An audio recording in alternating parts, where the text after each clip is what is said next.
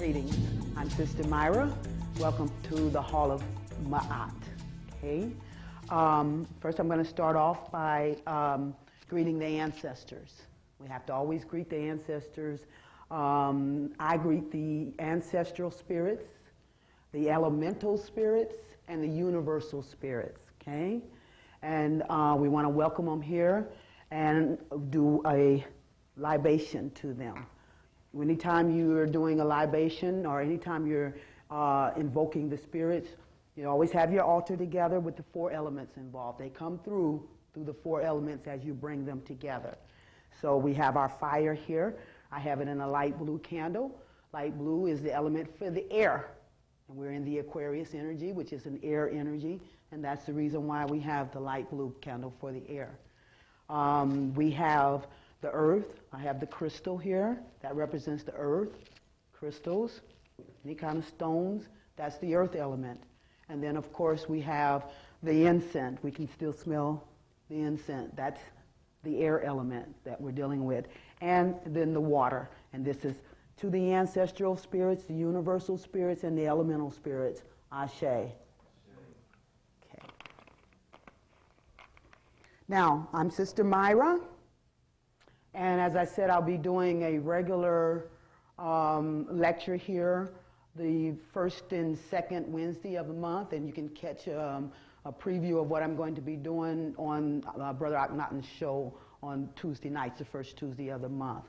So today, the topic of my lecture, it's called The Rising Stars, a Fulfillment of the Prophecy. Okay. Now, like I said, I just came from Houston, Texas, and what I'm doing is carrying over the lecture that I did there. So I'm just using a lot of the material from that lecture, which went over very well. I gave that same lecture there, so I'm putting this on the tape, for benefit of those who uses or gets the tape in Houston. They'll know the material is familiar because I'm carrying over this same lecture. Okay.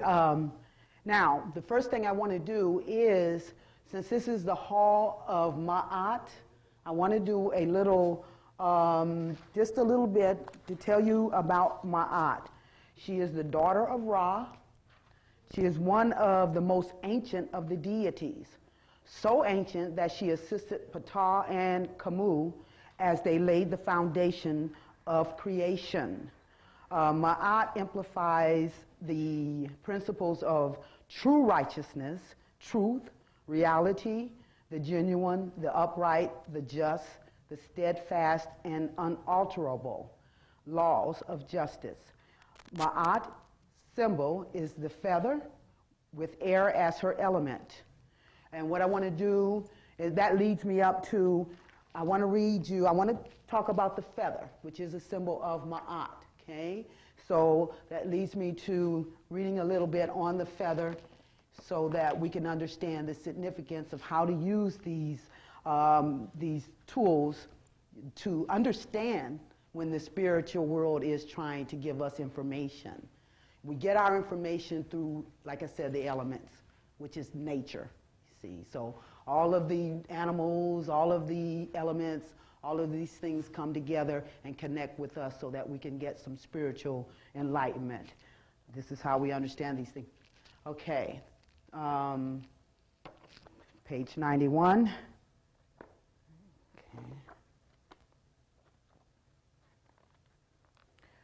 Okay, it says here,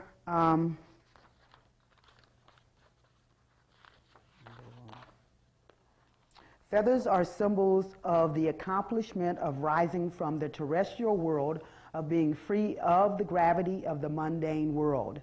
They are symbols of balance and of the wind. They are commonly used to symbolize all creator gods and goddesses, those who breathe life into humanity.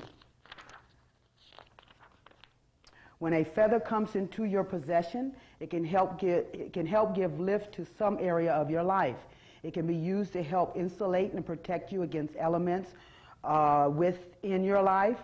The kind of feather and the bird from which it comes can help you to determine the specific element in your life from which it will help lift you and protect you against. For example, a dove is a bird that is often associated with peace. To the Hopi, it would lead them to sources of water. A dove feather can thus be used to protect your own sense of peace and help you find that which will quench your greatest thirst at the time you encounter the feather. See?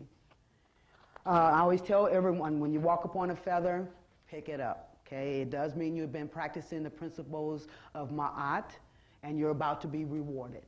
But you have to receive the feather in order to receive the gift or the reward. So pick it up. You know, that is your gift. It says, you must first come to recognize how feathers are linked not only to birds, but to the forces and energies of the air. Many traditions have spoken of the varied expressions of nature.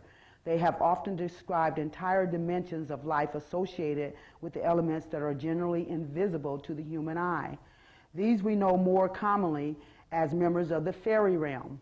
The fairies, elves, divas, and spirits that work with and around humans through specific elements.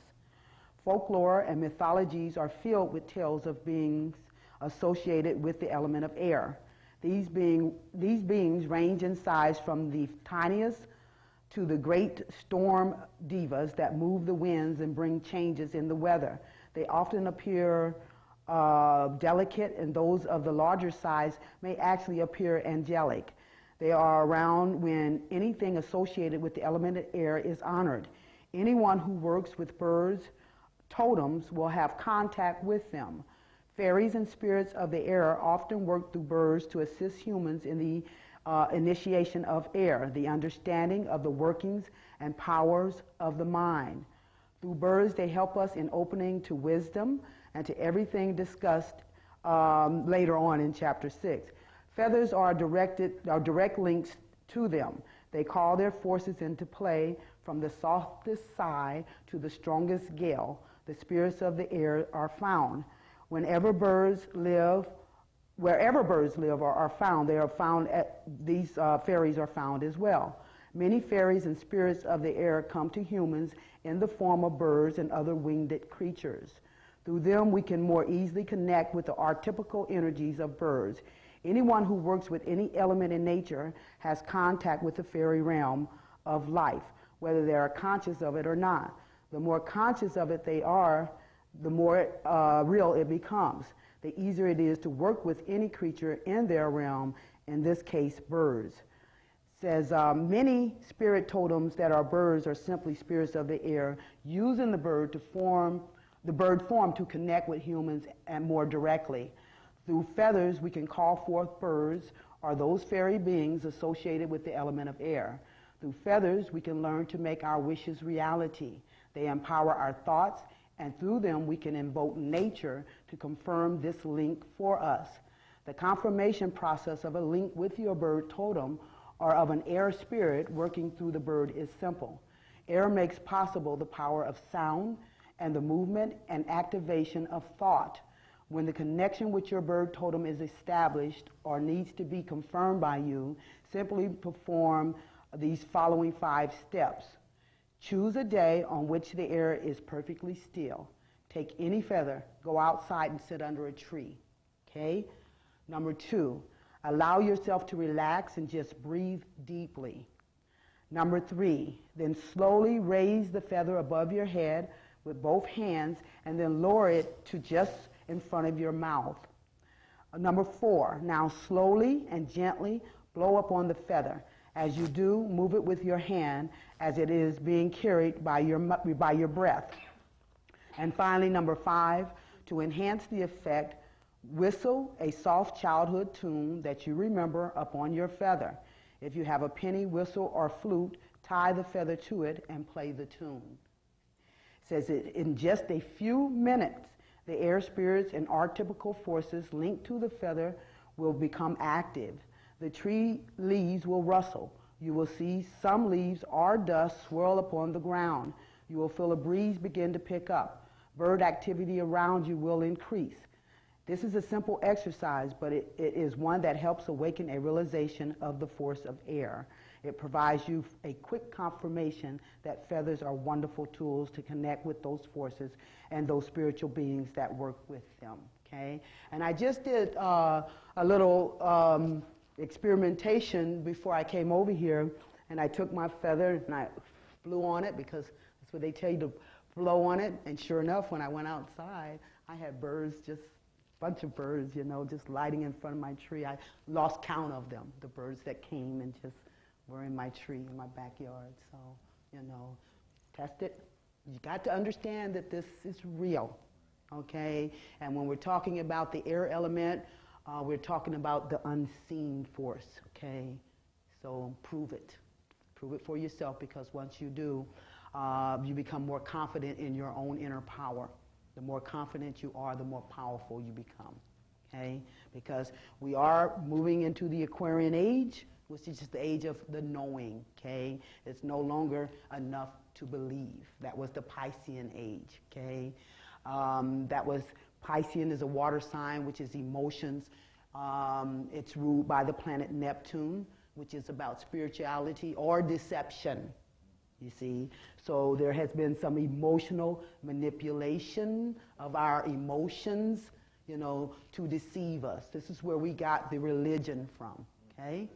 Now we're moving into the Aquarian Age, which is the air age, where we go inside, get in touch with our own spirit, uncover our own unique gifts in godhood, and that's what we bring to the table to make a whole. In other words, we are not trying to blend our energy. We're trying to combine our energy to make a whole. That's why one teacher or one leader is not going to work. We can use common tools, you see, but we all have our own godhood, and our own spirit is going to be the only guide for us in understanding, you know, what we bring to the table, okay? The unique path is totally unique for each one of us, okay? But we have to know that. Aquarian is the age of the knowing. So once you know, and I never talk about a person's sign without talking about their opposite sign, because you're only getting half of the picture, you see. Bring the other half and you have a whole. Two halves make a whole. So we've been programmed to be literalized, you see, so that we do not get the fullness.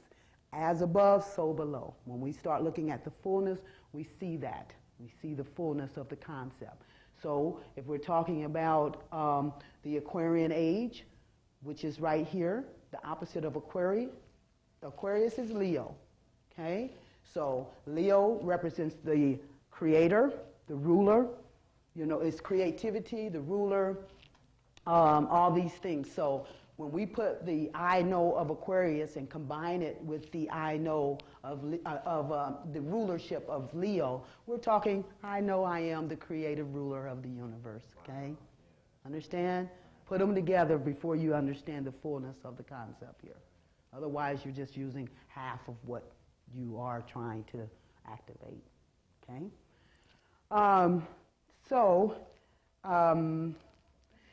Now I'm going to, the next part of this lecture is Daughter Earth's universal perspective. And I'm going to read some material so that you can get a perspective of what this energy is all about. It says, our ancestors knew to look toward the stars, the planets, and constellations for answers to universal questions. They also knew that the universe was too huge to get any answers unless it was dissected into symbolic understanding. Symbols can be applied to thousands of words. They knew that in order to be able to grasp the meaning of the message from the vast cosmos, that even the symbols would need to be personified as gods and deities to best describe the particular energy they observed unfolding through the cycles of seasons. Even the deities that personified the energies needed to have surnames to differentiate characteristics of each deity. Okay? How did they know? They knew because their chief deity, Saturn, as we know it today, was not the distant light in the sky for them as it is for us. Saturn's close proximity to the Earth created an atmosphere often referred to as the Golden Age. The ancient ancestors had so many names for Saturn, there is not room or time enough to mention. To name a few, we can start with Set, the first son of the Great Mother. And we can look at Cronus, or the time god, is reference to chronological, and also all of the names given to the sun today, such as Sol and Helios, applied to Saturn first. Okay? The Babylonians signified Saturn as the most prominent of the planets and was even tabbed as the creator of the earth. Okay? Remember that. Saturn is the creator of the earth. Okay? It's represented by the energy of Capricorn. And as you can see up here, the Father. Whenever you read about the Father in the Bible, guess what? You're reading about Saturn. Okay? You're reading about Saturn. It's the Father energy of the earth.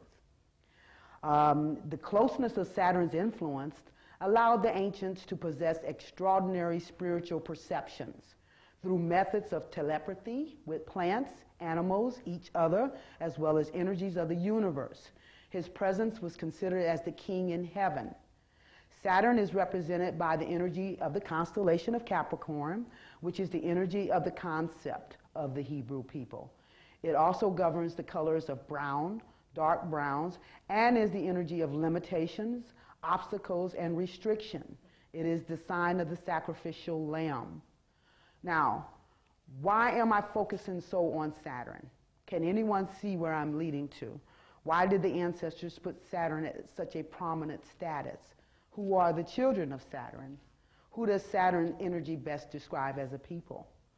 Saturn was put into exile, and you can find many interpretations as to why, such as the battle between Set and Osiris, or he got taken out by his son Jupiter as he took out his father Uranus.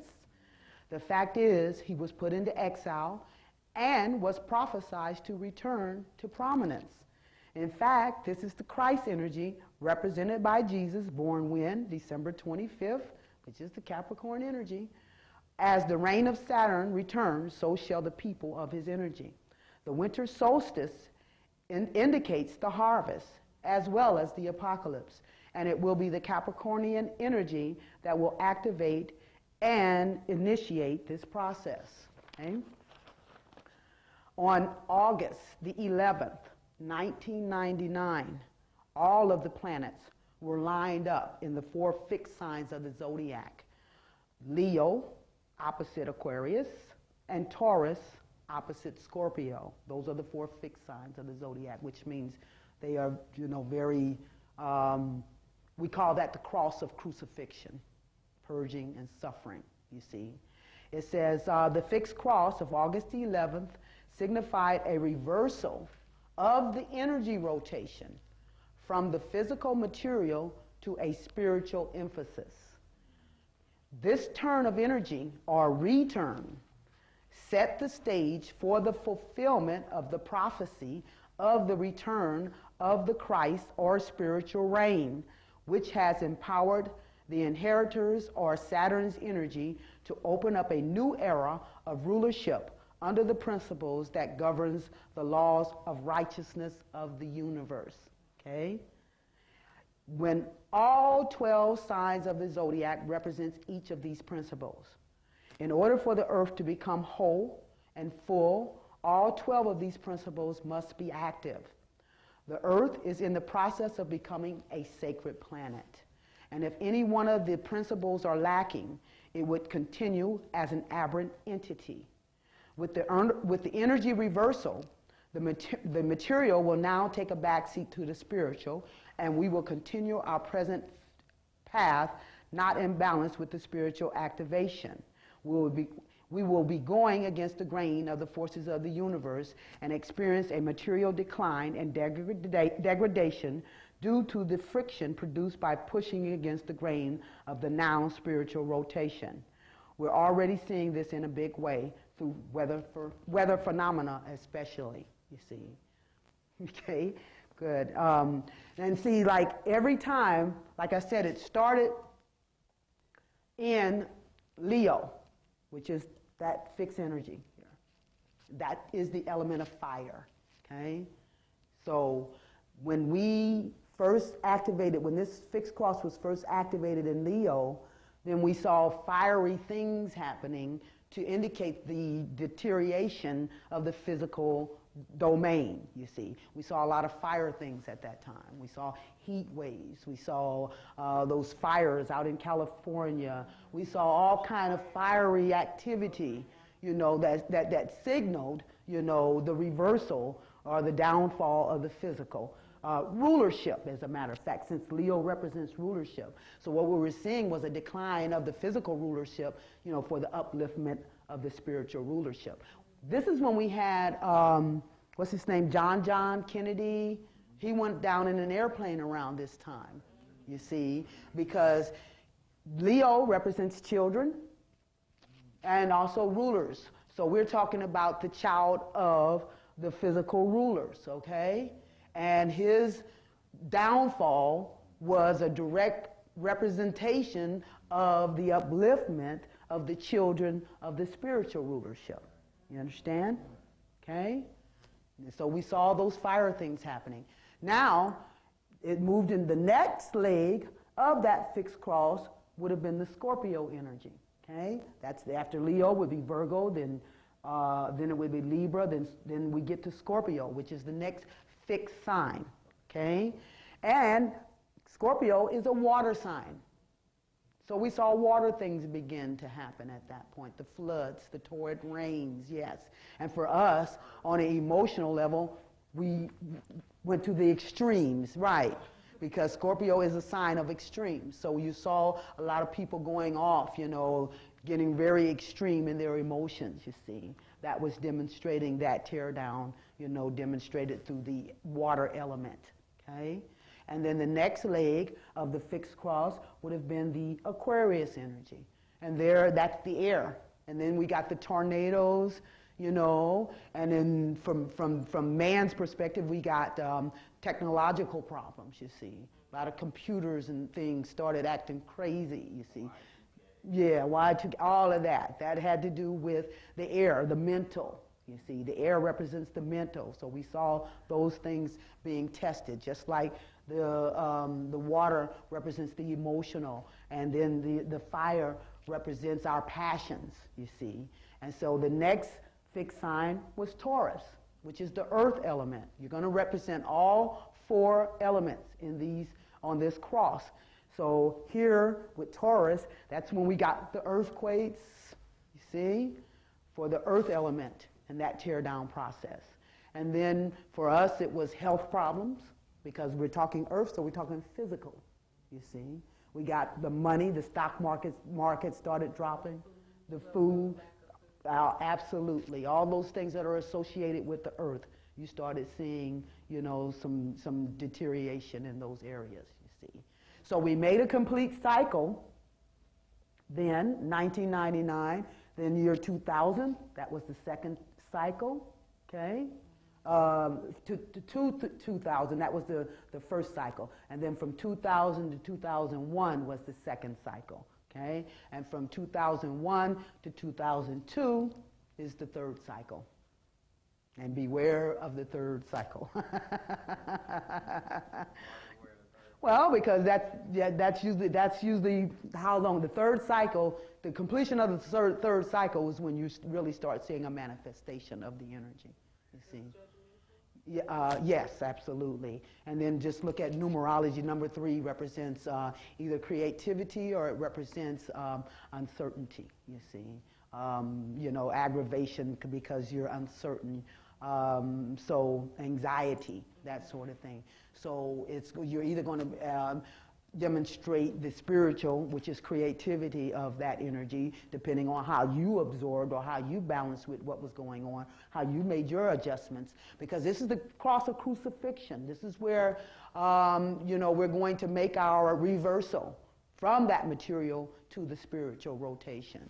And we all got this cross. You see it's here on this chart here. And but when you look in your chart, wherever your fixed energies show up, that's where you are going to have to make your biggest effort to let go and reverse in those areas. You see, where your fixed energy shows up at. You see, You said you were Leo, so that means your focus in life, would have to take a transformation. It would be taking a direct hit when it comes to time to take a transformation, because that's where that crucifixion energy, fell personally for you. So you look in your chart and you see where that fixed energy is at, and you'll know where you have to make your most effort to make your transformation, you see, in order to reverse that rotation.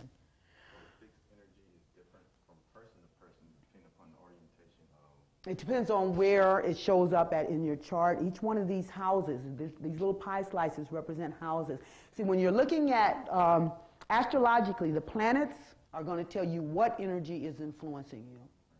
The signs are going to tell you the method or how that energy is influencing you. And then these houses, which is these little pie slices, will tell you where that energy is affecting you in your life, you see. So wherever that energy shows up in your chart, that is where you are going to be called to do your transformation at, you see. You get that by your rising sign. That's why you get a lot of astrologers asking you what your rising sign is, because that is where whatever sign is rising over the eastern horizon line. See, this represents the horizon line. And whatever sign is rising over the eastern horizon line at the time of your birth represents your rising sign. That energy goes in your first house, you see, and then you fill the houses up, as the signs, with the signs that follow it, you see. Like me, I have an Aries rising, which gives me a natural chart, because Aries is the first sign of the zodiac, so Aries would naturally go in the first house, you see. So all my energies would fall in their natural houses, you see. And so that's how, so I would actually have made my transformation it would have been most profound through my 11th house, my 5th house, my 2nd house, and my 8th house, you see, where those natural energies show up at, you see. So those are your fixed? Yes, those are the fixed houses for me. So, and that 2nd house is the house of values. So that's where I would have done some reconstruction. Okay, your 5th house, where Leo is normally at, that's your house of creativity, okay, pleasures, children, you see, rulership. So that area would have been directly affected for me. And then the 8th house is your house of bonding, depth, actually transformation, because that's where Scorpio normally sits. So that's the area that would have affected me. And also the 11th house, which is the house of friendship, group activities, and aspirations, you see. Those are the areas that I would have really been called on to make my transformation at. And so you would look at your houses and find out where that would have come into play for you. I have a quick question concerning the orientation. Is it like from Earth looking into the heavens? Yeah, that's why you're seeing it backwards. Okay. Yeah, because it's like we're actually laid down here, and it's like the perspective from the universe, you see. So that's why we're getting it in like an opposite sense here, you see. Very good question. It says here the 12 principles as demonstrated through the signs are as follows. The first sign, Aries, that's the spiritual warrior for justice. Taurus, the second sign, is a redefinition of our values, moral and material. The third sign, Gemini, is a true understanding and knowledge. The fourth sign, Cancer, represents the nurturance of our heritage, our roots and beginnings. Leo, the fifth sign, is the identity as the children of the creative rulers of the universe. Virgo, the sixth sign, is the healer through purging and purification. The seventh sign, Libra, fairness, justice, and equality, balance. The eighth sign, Scorpio, regeneration and bonding, transformation. The ninth sign, Sagittarius, the expansion of spiritual wisdom. The 10th sign, Capricorn, humbleness, sacrifice, karma. Okay? The 11th sign, Aquarius, the revealer in sake of humanity. And the 12th sign, Pisces, compassion for the misfortunate, the completion or the fulfillment of the whole. Okay? Those are all the 12 principles of righteousness, which are actually, once you reverse your material rotation, you know, and start going in a spiritual rotation, that means you're getting under the laws of the universe, which are governed by the 12 principles of righteousness, okay?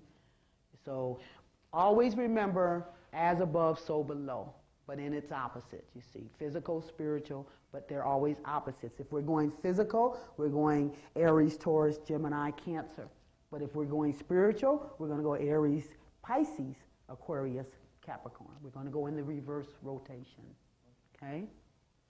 You know, that's why we're moving out of the Piscean age into the Aquarian age, because it's a spiritual thing when we move into ages, so we're going in the reverse of what would be the physical natural order, you see?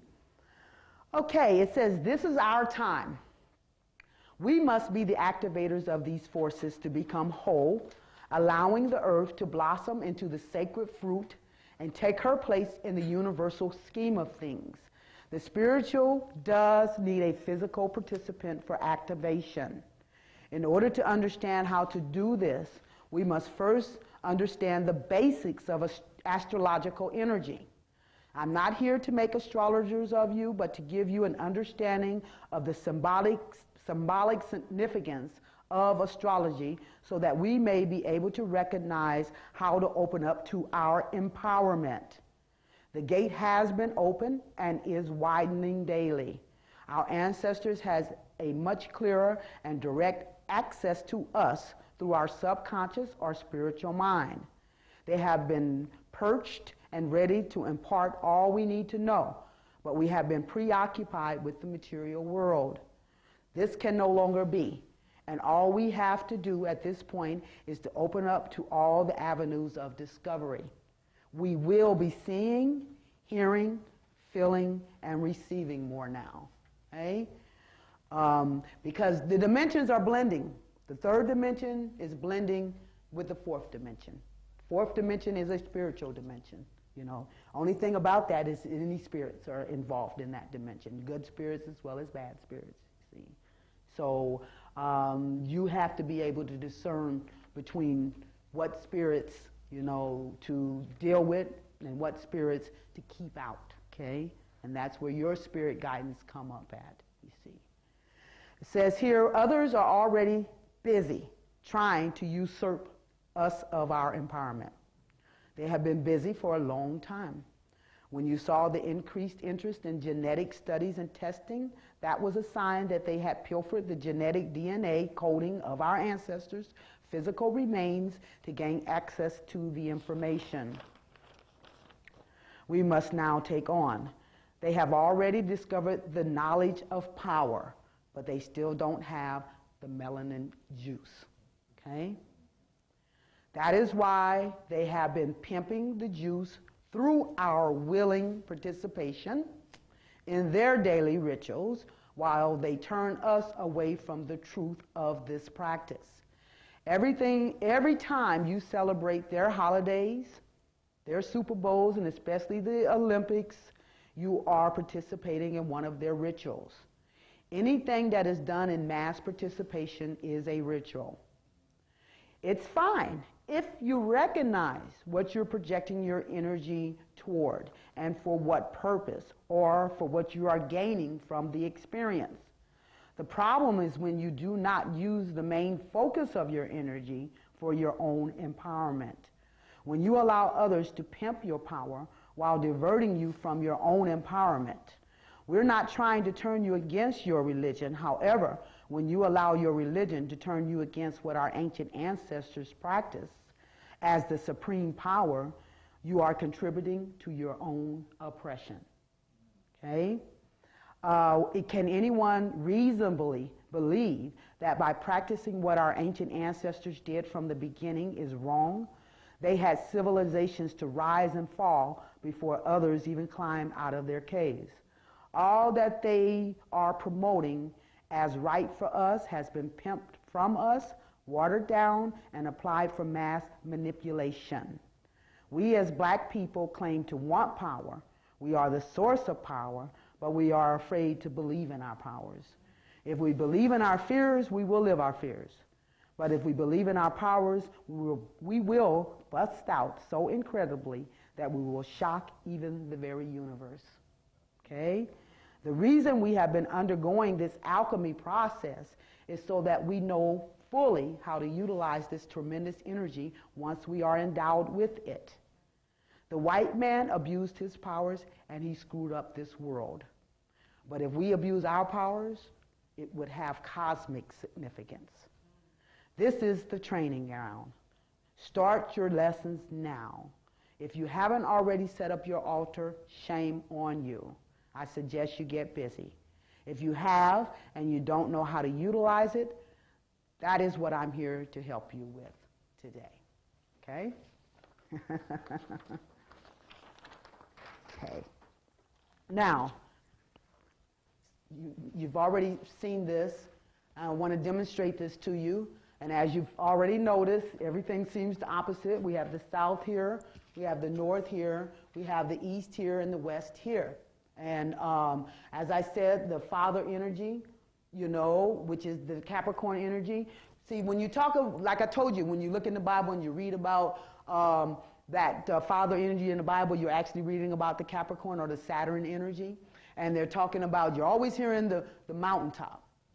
You see, that's why. Because there's the Capricorn sitting at the very peak, the pinnacle, the highest point. That's the mountaintop. This is the astrological chart. This chart here is the steps of creation. See? That's all it is the steps of creation. You see? And that's what they're describing to you in the Bible. That is the mountaintop right here. You see? That's what we're looking at there. It represents the father. It's actually the masculine and the feminine, because it is the father, but it's an earth element, which is a feminine element, you see. It's a combination of the two. Actually, what we're doing when we're looking at this Capricorn energy, we're looking at those polarities, actually at war, you see. Which one's trying to gain dominance, you see. The feminine or the masculine, you see. And that's when we move, when we look at the daughter, which is Earth, then we're looking at the Libra energy, and we're also getting a feminine masculine there, you see, because she's the daughter, which is feminine, but the air element is a masculine principle, you see. So we're getting, again, that double. But now we're looking at what? Balancing, where these have been, you know, fighting. This is actually representing the alchemy process, you see. This is the karma. When we're dealing with Saturn, we're dealing with karma. We're dealing with alchemy. And as we come into balance and in harmony with those masculine, feminine balance, then that's when we're reaching the daughter or the feminine, masculine balance, you see. That's you know, why the earth is going to balance the universe, you see, because we've learned in this process on this earth how to come into balance with those two energies that are at war with each other, you see. So, and that represents the king. What I'm giving you here, the Capricorn, opposite Cancer, Aries, opposite Libra, are what we call the cardinal signs. We just went over the fixed signs. Now we're looking at the cardinal signs. And this is why I'm calling the king, okay? And opposite that is the mother, which is feminine, purely feminine, the water element, you know, the queen, the water. See, so when you put all the water signs together, you have the mother, you know, that great mother. Just like when you put all the earth signs together, it represents the father, or discipline, structure, you see. And then when you put all the fire signs together, you're looking at the sun, you see. And you put all the air signs together, you're looking at the daughter, you see. You see. The great mother, remember what I just read, how these are just characteristics to help us understand these energies, you see. So a great mother is actually the blackness of the universe, you see. She's the universal blackness who birthed forth her first son, S-O-N or S-U-N, you see. You know, so she birthed forth her son, okay? And then as the son cools off and comes into a planet, well, it becomes the father. The son grows into the father, you see. So it's always the mother, son, who grows into the father, and he's the one that birthed forth the daughter, the earth, you see. So that's how you pair energies. You pair energies by the mother, son, father, daughter. Okay? That's what gives you the reversal. Now, we have this line here, which represents the division of the hemispheres, because we're the micro of the macro earth, okay? So this is the individual, or this is the earth, you see. So this is the line that divides the hemisphere, okay? This line here, which divides the hemisphere, as you can see, is what I call the parental line, okay? Mother and the father. So this is your physical heritage. You see, you come into this life through the mother, you see, and you go into the spirit through the father, you see. They say you've learned all you needed to learn in the Capricorn experience. You know, those who come back in Aquarius and Pisces are only to teach others, you know, to be saviors or to help others, you know, but you've already gained what you need for yourself, you know, in the Capricorn or through the father or through the spirit, you see. You know, so that's your parental line. That's where you get in touch with your ancestors, especially through the Cancer energy, okay? That's your ancestral energy. So anytime you want to get in touch with your ancestral energy, look at your 4th house, look at where your Cancer energy is showing up, you know, and also the moon. That's the planet, you know, that's the sign, and that's the house. Okay? And those 3 things will give you all the ancestral tools. See? Now, I have a question. Yes. That's why a lot of people are now getting more of a thirst and not for indigenous culture in this particular part? Yes, absolutely. When you talked about the feather, that's what started to trigger. Yes, absolutely. See, everything is just about levels, you guys. Right. Just about levels and where you want to take your vibration level. You see what I'm saying? You know, that's why I say opposite signs are the same sign, okay? Because you see that line? It's connecting.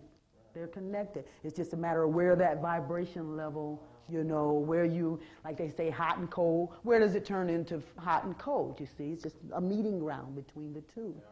Yeah, polarities, you see. We're looking at balancing polarities, always, okay? That's creation. You only create by balancing opposites. The male and the female, the yin and the yang, positive and negative. It's not until you put those 2 halves together that you have a whole. That's creation. God means whole, that's all, you see. And it's just a matter of which level. You have your individual level. You have to balance within yourself. Then the next stage will be the couple level after you've gone through the Virgo cleansing. Then you have your Libra, where that partnership, spiritual partnership, equal and balanced partnerships. You know, that's the 2nd level. Then the next level will be family. The next level will be your people, or your community, you know, your people. Then you will continue to go up to a planetary level, you know, solar system, your galactic level, your cosmic level. You just keep going until you reach the one and all in one. You see, which is the ultimate, which is the God, the one God, you know. Get away from this one God theory. This is what's kept us limited. We're all individual gods, the creators, you see. And we create from our own perspective, okay? It's not about arguing over details, you know, getting behind one leader who's telling everybody what to do. No, only your spirit can tell you how to create from your own unique power. You see, we may have common tools, but we each have our own unique perception. I may see one thing differently from you. So I'm going to create from my perspective, and you're going to create from yours. We're going to bring that together to make a whole. I'm not going to try to convince you to see things the way I see things. You see things the way, you know, we come together, you know, in our own perspective and bring and combine that, you see, for combined energy. Anytime you combine energy, you know, that's when you're activating the spirit, you see. Yes. I have another question. When a person is going through their evolutionary development, I mean evolutionary development as well, are there certain like organs in their bodies that they probably have challenges with or have more affinity to? Yes, absolutely, because you know each sign of the zodiac is going to represent a part of the body. And I tell people that when you say you have a pain in your head, which is the Aries area, you know, that means something is, don't forget they're opposites. So if I have a physical pain in my head, then what I do is look at the Aries energy to understand what spiritual principle is unfolding for me, okay? So that's where you're making your physical sacrifice with your physical pain in your head, and that's only giving you insights that, ooh, something's going on, you know, when it comes to, you know, my mental capacity, as I think my conscious mind. You know, something's opening up in my conscious mind on a spiritual level because it's dealing with my head, the Aries energy, warriorship. Aries represents warrior, so it's time to go to fight for something. It's time to go to fight for some righteous principles. When you feel that pain in your head, that's a physical indication that there's some spiritual principles activating you to be a spiritual warrior, okay? Because that's the Aries, you know, energy.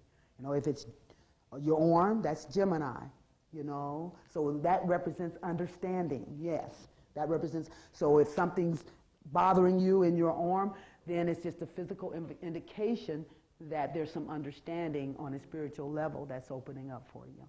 You understand? What about pain in the, like the prostate or the kidneys or liver? Okay, yeah, you're going internal then. I know about the kidneys. I think that's the Libra, okay? I'd have to really, you know, dig into the other details of the internal organs. I think Aries represent the blood, that sort of thing. But and I know Capricorn represents the bones. So you can find out from, you know, what energy represents that area as to what's going on. You see, as above, so below. That's how you make your jump. That's how you do that. This line here, this one here, which represents the horizon line, you know, the son and the daughter line, that is your social or your power line, okay? Okay? So, you know, that's what we want to look at with that. Now, yeah, like I said, the cardinal points, that's what we're demonstrating here. They represent the seasons, like Capricorn is the winter, Aries is the spring, Cancer is the summer, Libra is the fall, okay? That's why they call cardinal signs. They activate or initiate the seasons, okay? And this is where we get in touch with our royalness, our kingship, and our prince and our queen and our princess energy at. You see, that's the ruling energy. That's where we, you know, activate and initiate from those energy points, okay? Mm-hmm. Yeah, they're yes, and see, and that they say you find your soulmate in your opposite sign. And the reason you do is because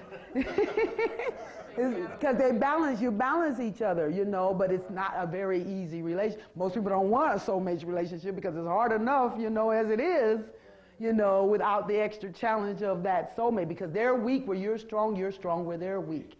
So you're constantly challenging each other to grow. If you can get it to work, you've got what you call the eternal circle of love, you know. So like if I'm being too emotional, you know, then my partner, if he's Capricorn, he can be more stable. He can be more practical. He can balance out that emotion and vice versa. You know, if he's too practical and stable, then I can loosen him up with some emotions, you see. That's how you balance each other. But you have to be willing, you know. It has to be a simultaneous thing, you see, not one dominant over the other. See, it has to be equal balance. You know, that's what the Libra stands for. Yes? How does the parents affect, I guess, a child growing up with a particular sign or I guess its being? Oh, How does okay. that play into the emotional, spiritual growth? Oh, it plays a lot. I mean, everything that affects you has some energy, you know, that is affecting you. You see, we're energy receivers as well as transmitters, okay? So it does have a lot to do with that, you see. In other words, you choose your parents. You choose this life period. When you're at a higher consciousness, you decided where you needed to do some spiritual growth. See, so when the elements were right, you came into this life to walk the path that was going to challenge you in the areas where you identified you wanted to grow on a spiritual level, you see. So you choose your parents according to what lesson that you really needed to learn most profoundly, you know, your first, you know, messenger, you see. So you choose that parent who is going to activate. In other words, if I came in this life to learn how to control my sweet tooth, my urge for my sweet tooth, you see, then I probably will pick a parent who owns a candy store. Wow, okay. So I can surround myself with candy, you know, so I can learn how to come to terms. Yeah.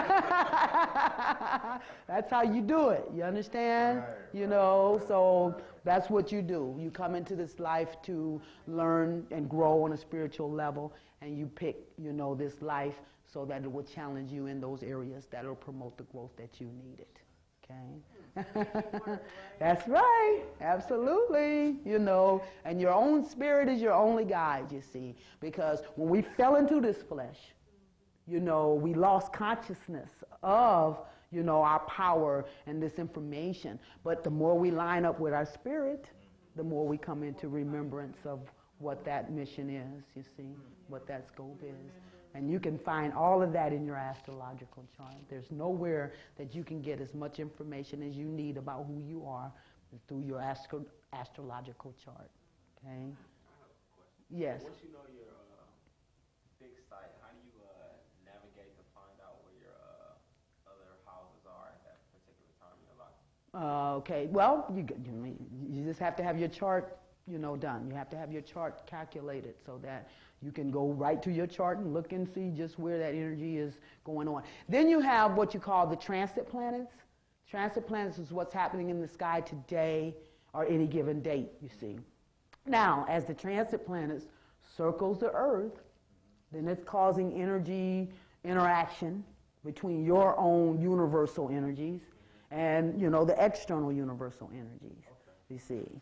And so this is what is activating areas that you don't normally activate for yourself so that you bring in all of the energy and start balancing yourself out. Like if I'm actually Capricorn, okay? So if I'm too stuck in my Capricorn energy, then, and I'm not using very much of my Gemini energy, then as the universe energies circle around and activate this area, it's going to cause things to happen, you know, that's going to make me start dealing with this energy, you see. And and the more I resist it, the stronger it will come at me. You know, right. It is, she's hard-headed, so we're going to have to get some bigger tools for her.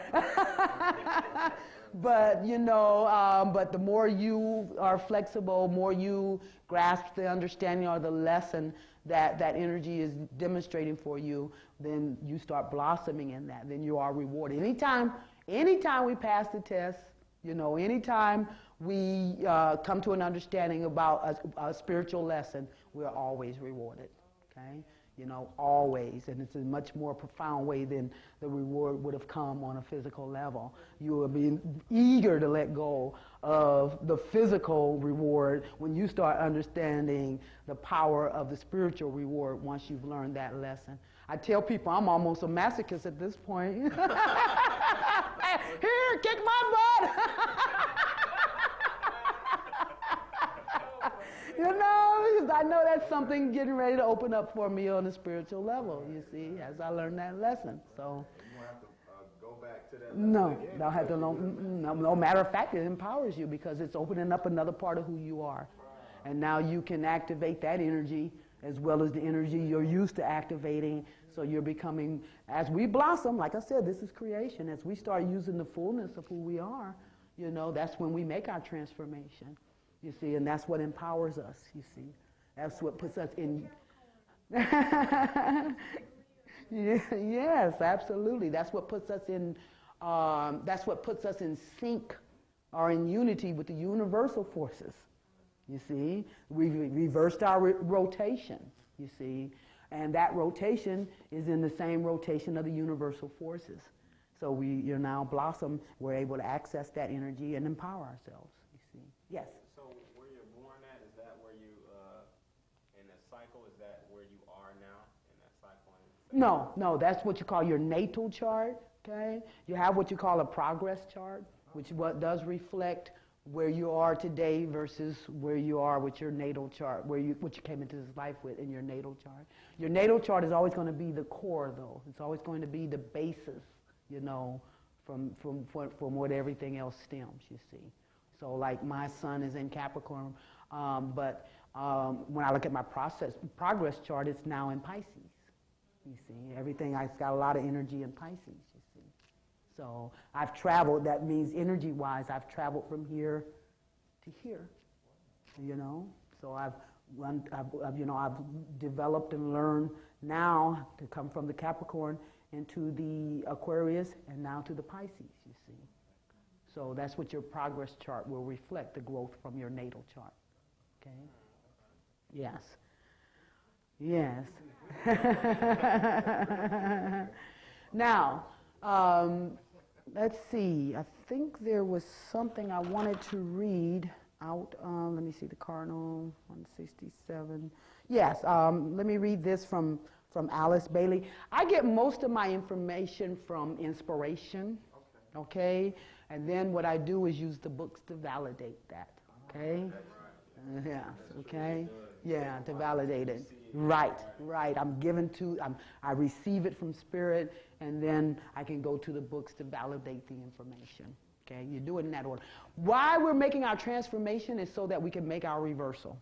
Okay, we got to reverse things back, Okay, so that means that now we have to start operating through the spirit first, and then let it manifest into the physical. You see, that's what we have to do. Tap into the spiritual information first. See, our thoughts make an instant manifestation on the spiritual level, only to come about and manifest on the physical level later. Your dreams, now that time is quickening, which it is. We're probably only between 12 and 14 hours in the day now, okay? Right. And now that time is quickening, we're starting to see the effects much more readily. Your dreams are materializing now within 3 days, where it used to take, months, maybe years for you to see the effects of that, you see. So, so we have to reverse and start dealing from the spiritual and let it manifest physically. But we've been programmed in just the opposite, to expect physical validation first, you see. But we have to first now validate the spirit. And then once we validate the spirit, then it will bring us a physical culmination of that spiritual validation. Okay? We got to reverse it. Not enough to change, we have to reverse it, you see. So, let me see. Alice Bailey, Esoteric Astrology, 167. Let's see, 167, here we go.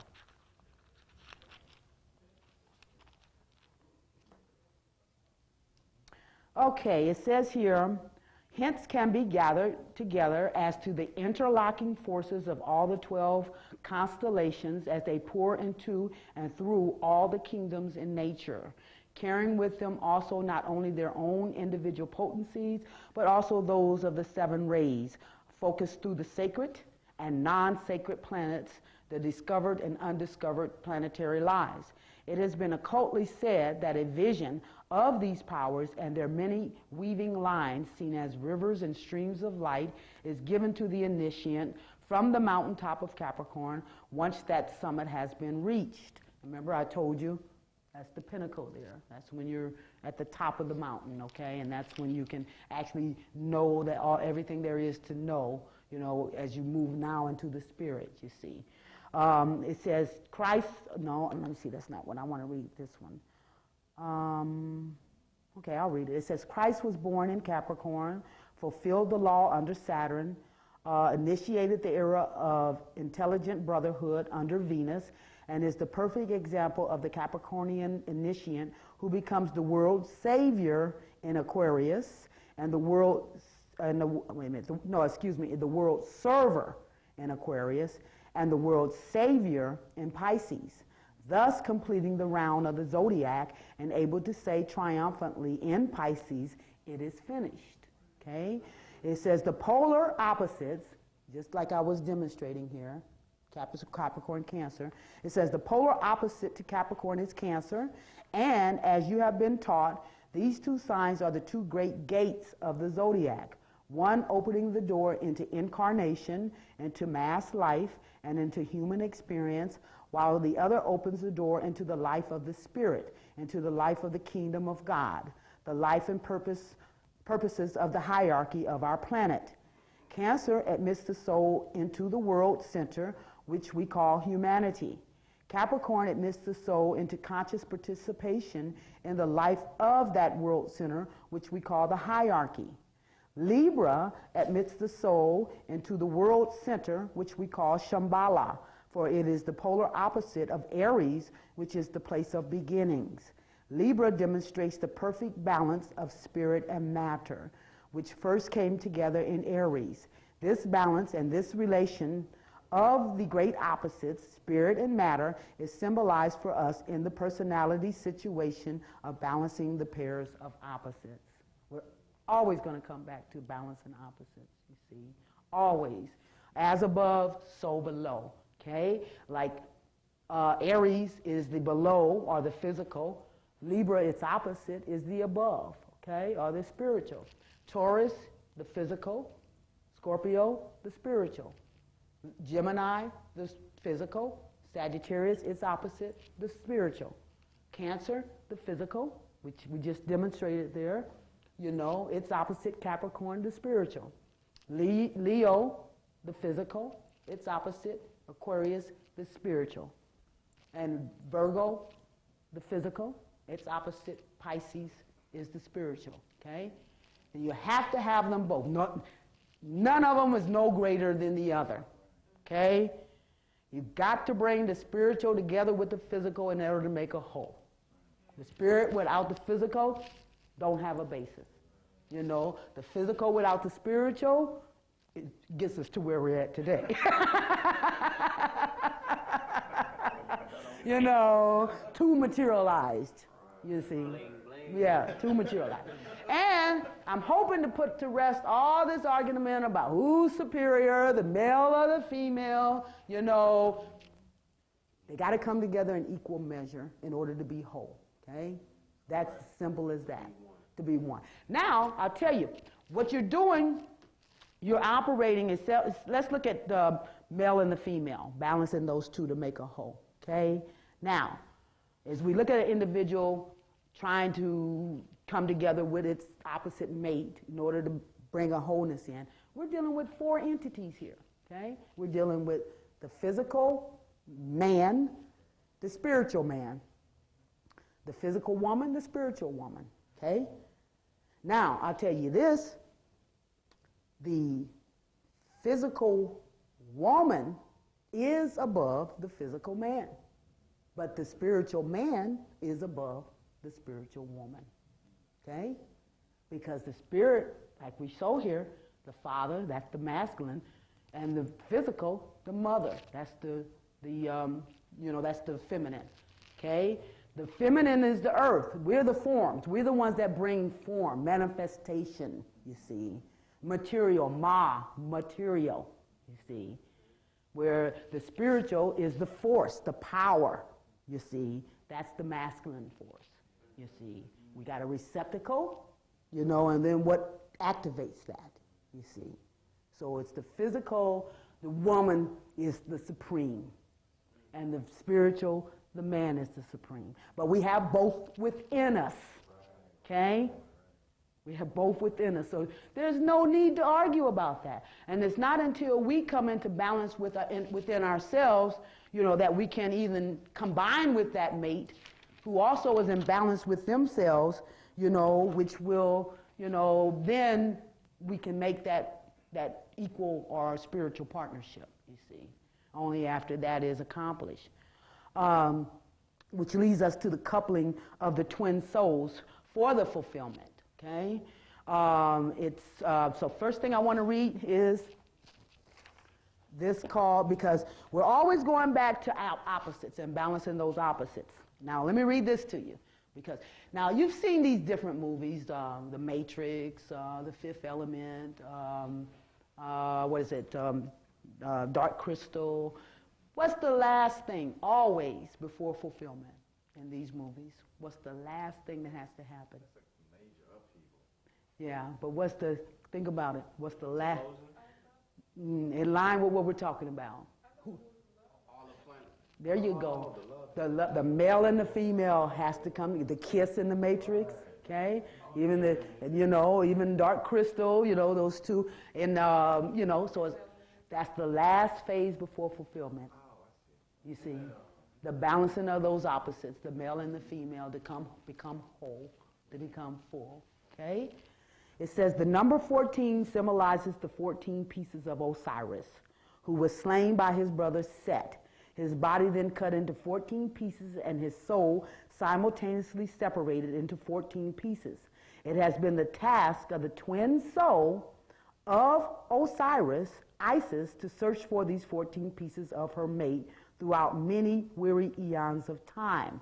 Now, it says here, legend states that in the Aquarian Age, the 14 pieces of Osiris will come together in one man with all his scattered pieces whole, and he will be reunited with his twin soul Isis. Now, when we're talking physical, we're talking individual. When we're talking spiritual, we're talking a collective. So when I say one man, if I'm talking spiritual, I'm not talking about, one man per se. I'm talking about a man as far as a people. That man, the black man, let's just say the black man, okay? Like the O.J. Simpson story. It wasn't O.J. That is the Samson and Delilah story. Samson, you can't miss the connection there. It wasn't about just him. It was about the black man, giving his energy to the woman of the enemy of his people.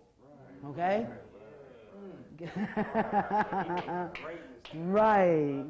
And look at people who didn't get that message. Look at Puffy Combs. Look at Montel Williams. Look at, look what's happening to them, because they didn't catch the message from the universe, okay?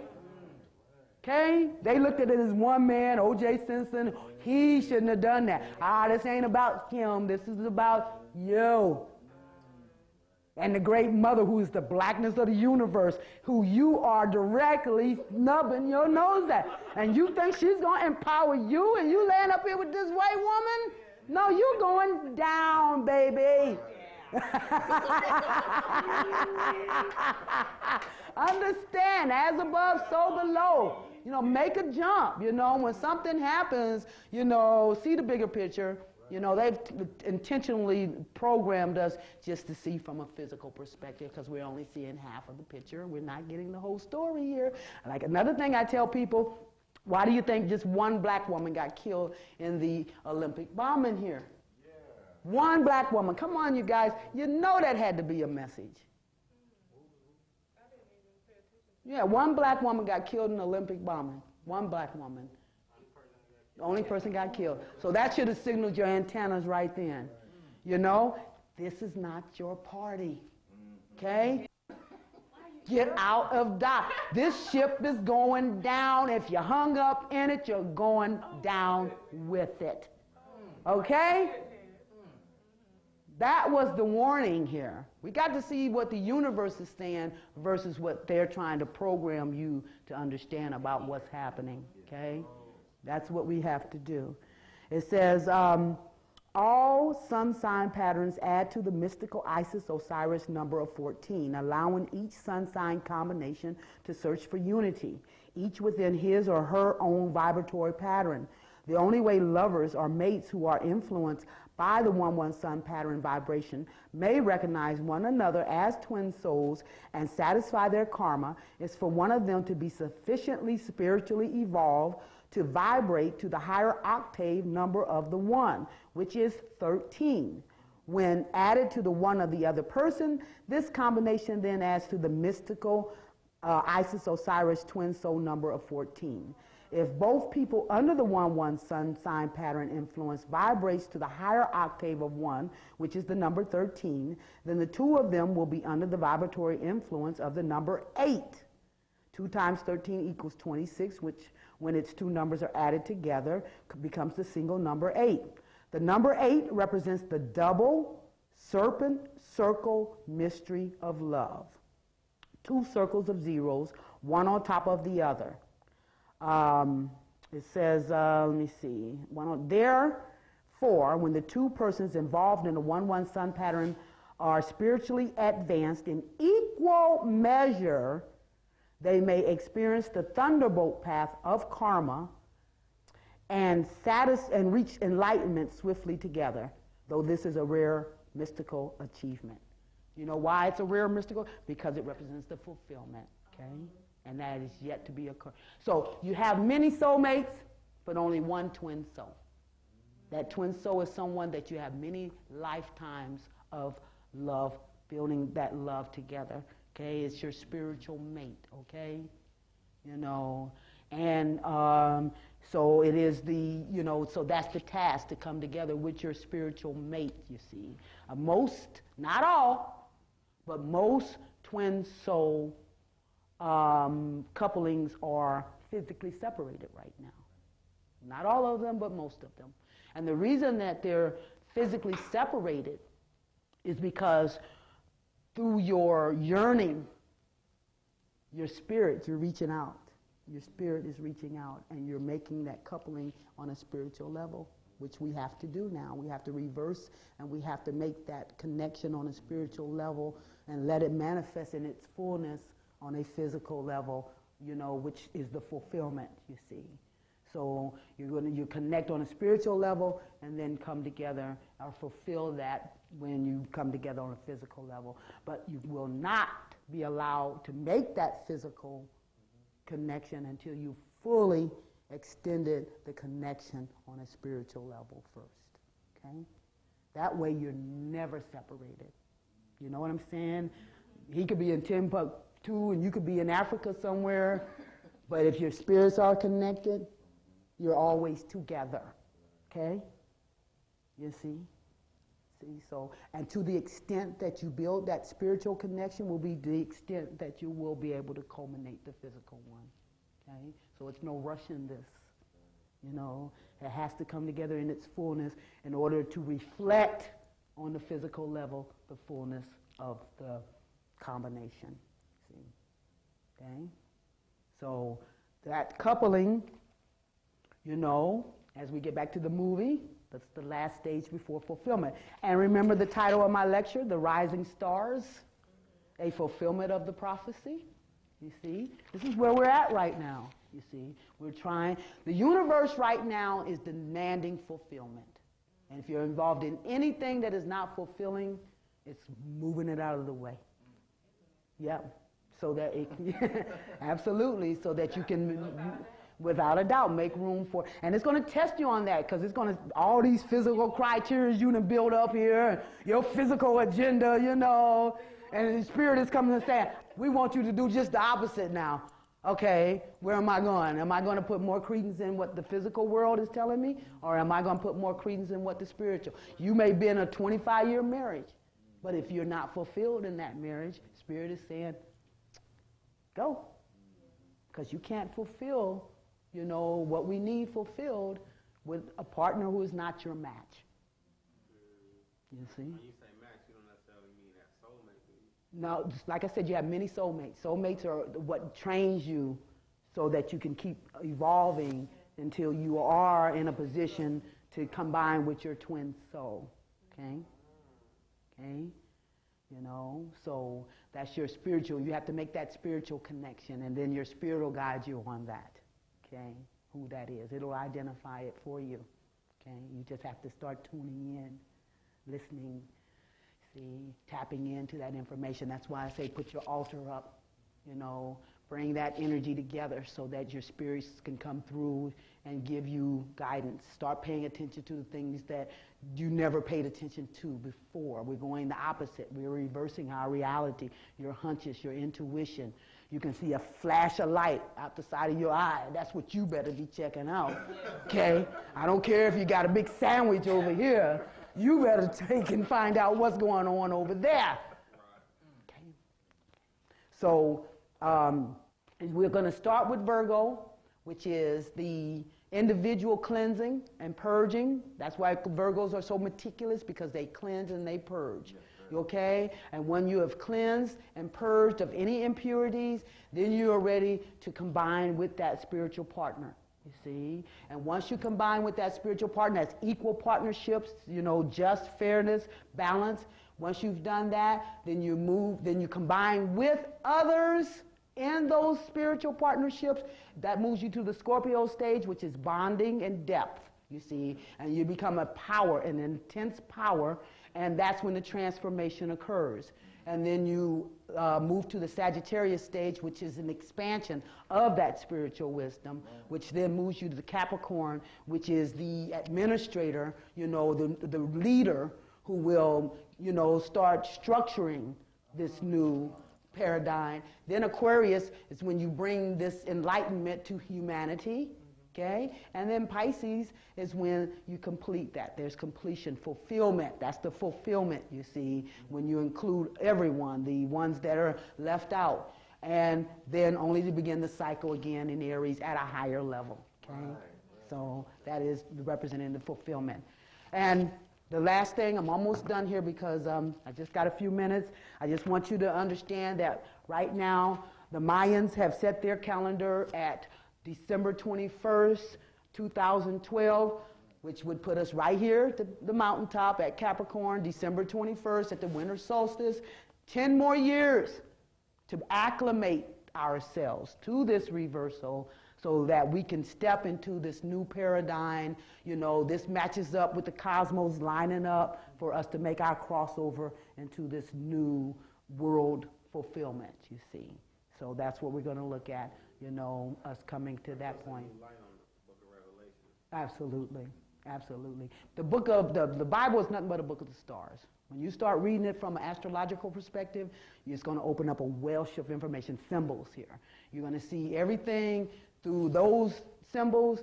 You're going to get a whole lot more information than what you were looking at before you started seeing those astrological symbols in there. Okay? Study all the signs, you guys, not just one, all of them. I really want to thank you for being here. As I said, I'll be doing this for the first and second Wednesday of the month. I look forward to seeing you come back out. You know, it's been a pleasure talking to you, and I hope I've shared something that will give you some food for thought and start empowering yourself through the spirits, you see. We all have that power. Thank you. Thank you. Thank you.